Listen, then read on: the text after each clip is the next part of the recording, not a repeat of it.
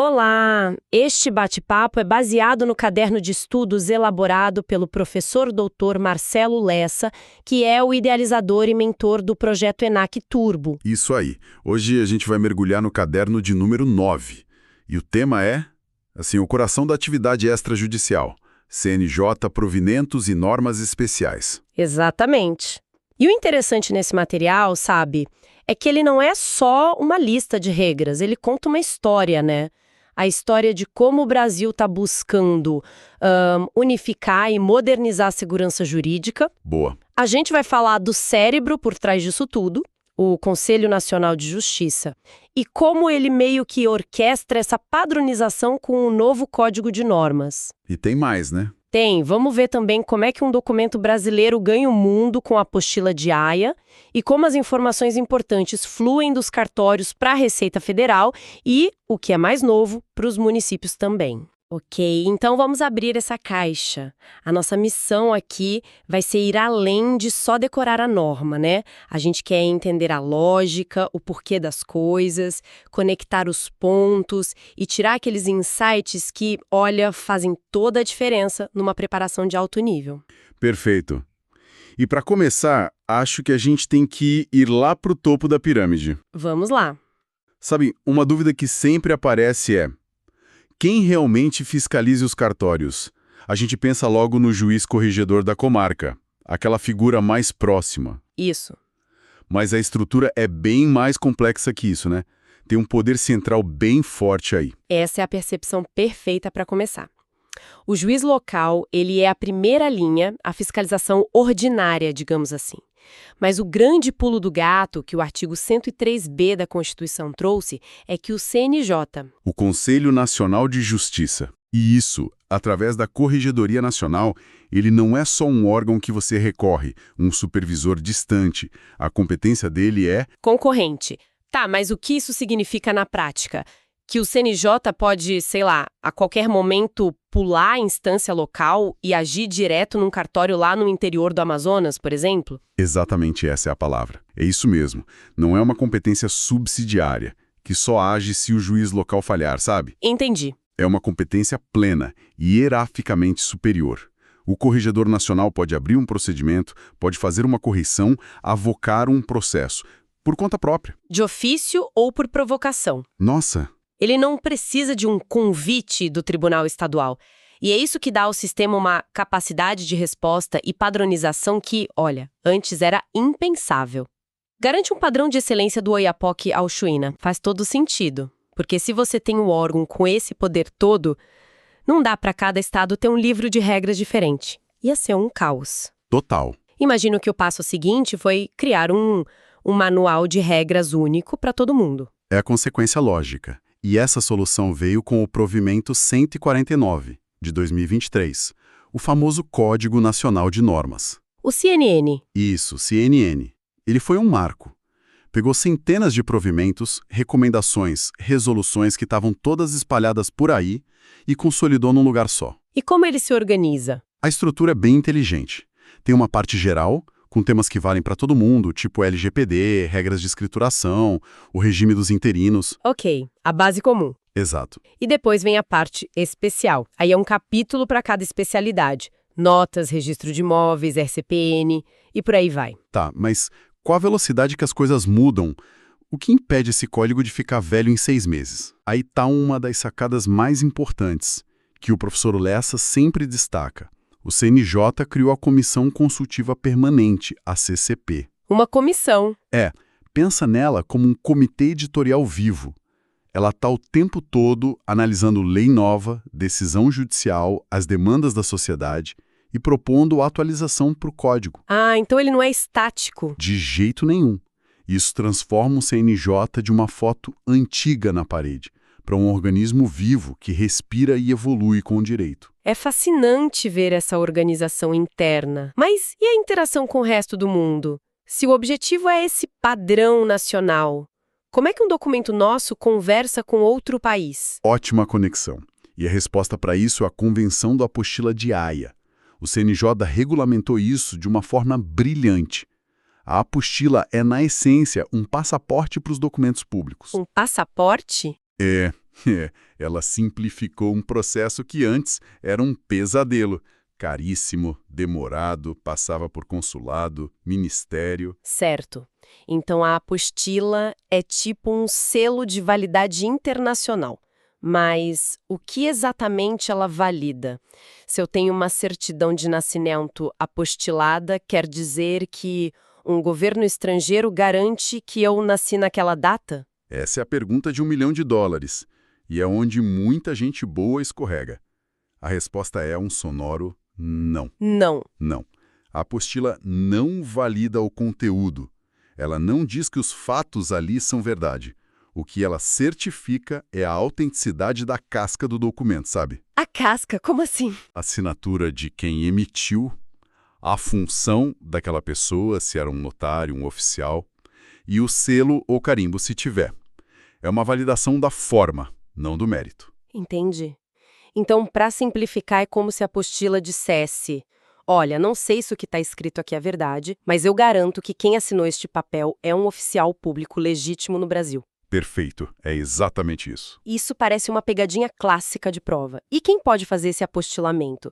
Se o documento foi emitido no Acre, eu tenho que ir até um cartório de lá. Outra ideia que parece lógica, mas que está errada. E a norma foi feita para facilitar a vida. A competência para apostilar não é territorial. Não é? Não. O artigo 4º do Código é claro nisso.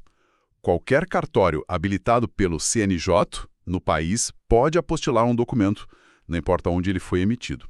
Um tabelião em Florianópolis pode apostilar uma certidão de Manaus, sem problema nenhum. Mas por que isso? Qual a vantagem? Conveniência, capilaridade. Pensa só, você mora em São Paulo, mas precisa apostilar um diploma de uma faculdade de Roraima. Ter que mandar o documento para lá seria um transtorno. Verdade. Com a competência nacional, você vai no cartório habilitado mais perto da sua casa. E o processo é todo seguro, viu? Via sistema do CNJ, o CI apostila, com papel de segurança da Casa da Moeda que é todo controlado. E para os documentos digitais? A mesma lógica. Se o documento já nasce digital, a apostila também é um arquivo eletrônico, um PDF assinado digitalmente. Modernidade total. Esse tema do fluxo de informações é central. Já falamos de documentos indo para fora. Mas e a conexão com outros órgãos aqui dentro do Brasil? O cartório não é uma ilha, né? De forma alguma. O delegatário tem um dever de colaboração que é fundamental. A obrigação mais conhecida nesse sentido é a DOI. A Declaração sobre Operações Imobiliárias. Essa mesma. Sempre que rola uma transação imobiliária, o cartório comunica à Receita Federal. O foco é controle fiscal, apuração de ganho de capital. Isso já é rotina há muito tempo. Certo, isso com a Receita Federal, que é da União, mas a grande novidade que o Código trouxe foi uma outra conversa, uma nova conexão, certo? Precisamente. O artigo 184-A do Código. Esse é o ponto. Ele criou uma obrigação espelho da DOI, só que o destinatário é outro, os municípios. As prefeituras. Exato. Agora, os tabelionatos de notas e os registros de imóveis precisam comunicar todo mês para as prefeituras as operações que alteram a titularidade de imóveis. O objetivo é dar dado para eles atualizarem o cadastro imobiliário, o que afeta diretamente o IPTU, o ITBI. Nossa, isso parece uma virada de chave para a gestão tributária municipal. E como é que essa comunicação funciona? O oficial manda um relatório para a Secretaria de Finanças? Não. Imagina a bagunça que seria. Pois é. Seria um pesadelo logístico e de segurança cada cartório ter que falar com cada um dos mais de 5.500 municípios. Por isso, a norma proíbe o envio direto. A comunicação tem que ser centralizada e eletrônica, por meio dos operadores nacionais. Operadores nacionais. O que é isso? Pensa neles como grandes filtros, grandes concentradores de dados. Os tabelionatos de notas enviam as informações para o Colégio Notarial do Brasil, o CNBCF. Ok. Já os registros de imóveis mandam para o Operador Nacional do Sistema de Registro Eletrônico, o ONR. São essas centrais que organizam tudo e disponibilizam os dados de forma padronizada para as prefeituras. Ah, entendi. É uma solução de sistema que garante eficiência e segurança. Eficiência, segurança e uniformidade. Tudo que a gente está falando. Impressionante. Já cobrimos documentos saindo do país, informações indo para outros órgãos. Para fechar o ciclo, O que acontece quando um documento precisa entrar no Brasil? Um brasileiro tem um filho na Itália. Registra lá. Como esse documento passa a valer aqui? Esse é o procedimento de translado. Está nos artigos 462 a 467 do Código Civil. Basicamente, a gente transcreve a certidão estrangeira no livro E do primeiro RCPN do domicílio da pessoa. Se não tiver domicílio aqui, vai para o primeiro ofício do DF. Certo. Mas o ponto-chave, e nisso o material do professor Lessa é muito claro, é que o procedimento muda totalmente dependendo de quem emitiu o documento lá fora. Ah, não é um caminho só, então. Quais são os cenários? 2. Cenário 1. O registro foi feito numa repartição consular brasileira. Consulado do Brasil em Roma, por exemplo. Para nós, esse documento já nasceu brasileiro. Foi feito por autoridade brasileira, em português. Então, para o traslado, ele dispensa a apostila de Haia e dispensa a tradução juramentada. É direto. Faz sentido. Ele já fala a nossa língua jurídica, digamos assim. E o segundo cenário? É quando o documento é emitido por uma autoridade local, um oficial do comune italiano. Aí sim é um documento genuinamente estrangeiro. E aí precisa de mais coisas. Precisa de 2 passos antes de chegar no cartório aqui. Primeiro, receber a apostila de Haia, lá na Itália, para validar a forma. E segundo, ser traduzido aqui no Brasil por um tradutor público juramentado. Só depois disso é que ele pode ser trasladado. Entendido. E, aliás, nesse mesmo tema, vale lembrar um detalhe importante sobre o divórcio consensual feito no exterior. Se for um divórcio simples, sem filhos menores ou partilha de bens, ele pode ser averbado direto no cartório. Não precisa mais daquela homologação demorada no STJ. Isso facilita muito a vida das pessoas. Muito. O STJ fica só para os casos mais complexos. Ok, acho que a gente percorreu o caminho todo, da fiscalização do CNJ até a entrada de um documento estrangeiro. Se a gente fosse conectar todos esses pontos, qual é a grande história que eles contam? A grande história, sim, é a de uma transformação profunda.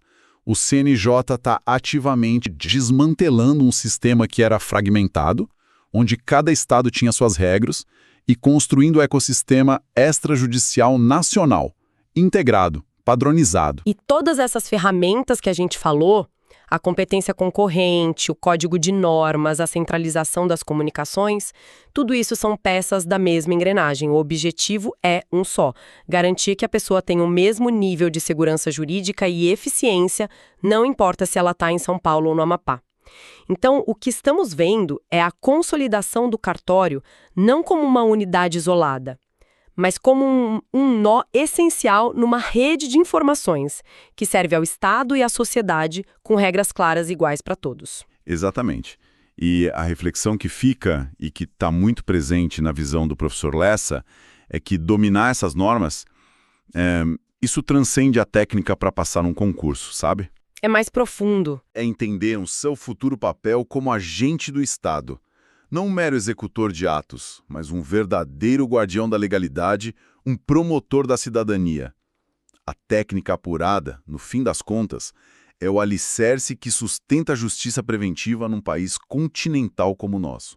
Podcast produzido a partir do conteúdo do projeto ENAC Turbo, sob a autoria e orientação do professor Dr. Marcelo Lessa. Se esse conteúdo ajudou, não esqueça de se inscrever no canal e ativar as notificações. Assim, o YouTube avisa assim que o próximo resumo for liberado. Até a próxima!